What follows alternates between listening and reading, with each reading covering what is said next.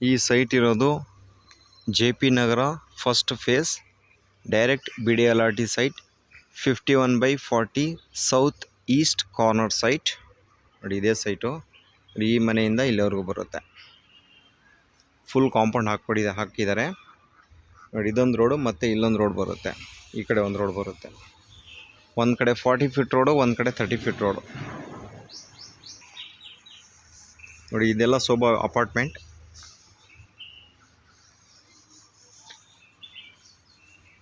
ಇದೇ site.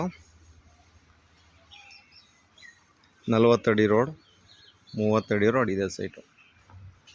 Direct BDLRT site, JP Nagar first face.